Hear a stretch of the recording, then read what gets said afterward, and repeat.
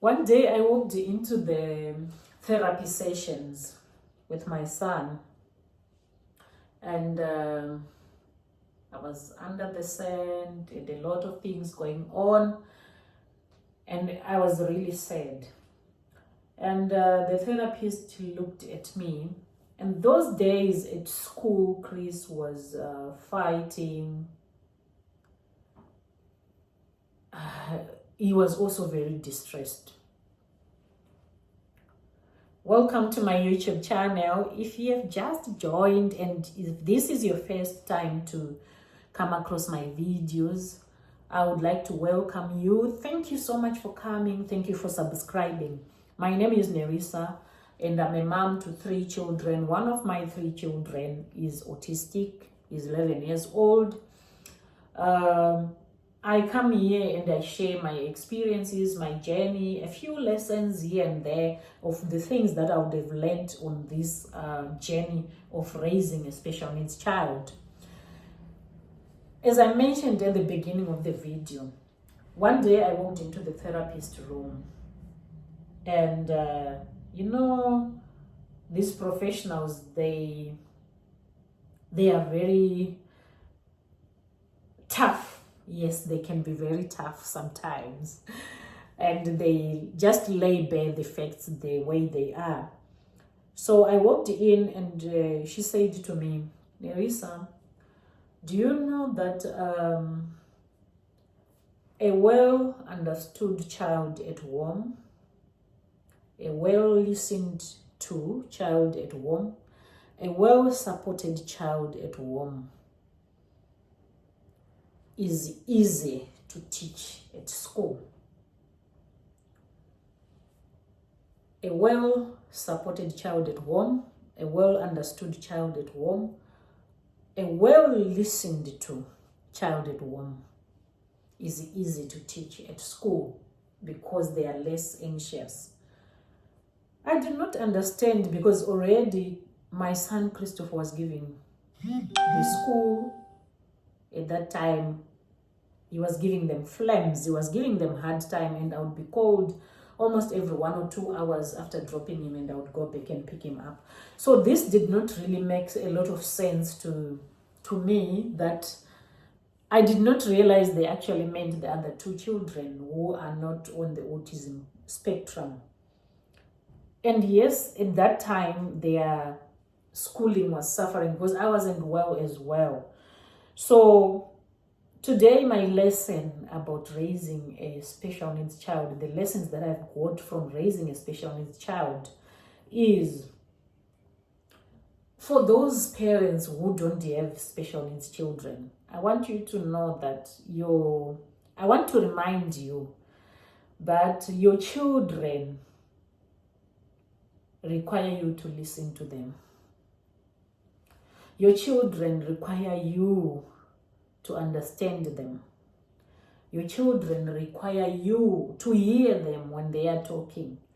Be that listening mom, be that listening dad, be that listening auntie, be that listening uncle.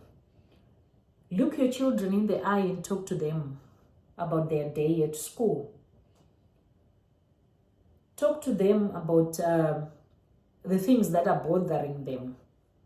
At some point, I neglected these other 2 children of mine because I was so focused, so swallowed in my special needs child's diagnosis. And I forgot I've got other 2 children that needed me as their mother. And that was neglect. Until I got that wake-up call that day. And that really changed my my approach to raising these other 2 children. It really changed my approach. And I think I'm trying my best. If you have any childhood trauma, if you as a parent have got any childhood trauma, that should be the reason, that should encourage you to make sure that your own children will not have the childhood trauma. Make an effort. If you are healing, if you're in a process of healing, or if you have healed from any kind of childhood trauma, You know how much it takes to get where you are now. You know how much mental resilience you had to invest. You know how much work you had to put to get where you are mentally. So do not be the reason why your own children, as well as they become adults, do not be the reason why they will also want to go for therapy. My encouragement is, be the parent that your children will not have to heal from. Be the parent that your children will not have to seek therapy for being your child.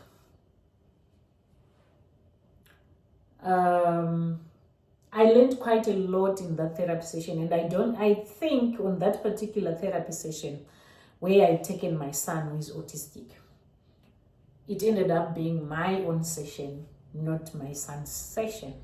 But I learned a lot, and that is one of those sessions that changed everything about my self-awareness. That is the therapy session that made me realize that I'm not my past. I'm saying to a parent who is listening to me, who is watching me right now, you are not your past. And your children deserve a healed parent. Your children deserve a parent who is present. Especially if you are staying with them, be present, be there for them. Be that parent that your children can run to for advice, for any kind of advice. Be that parent that your children can trust with issues that pertain to healing, to emotional stability. Be that parent for your children. And remember, you are the only parent to those children. Anything that they will go through, when they think of parents, they don't think of another set of parents. They think of you, because you are the parents. So give them the wings to fly, the wings that are full of healing, the wings that are full of mental stability, the wings. You are the one who should talk to them. Talk to them, give them so much love, give them so much confidence, give them so much assurance that no one else can tell them that they are loved and they doubt it. Let them know that they can come home to you while they are broken-hearted, and know that home is the safer haven. Be the parent that you wished you had when you were growing up. Be the parent, that understanding parent that you wished you had when you were growing up. Thank you so much for watching, and see you in the next video.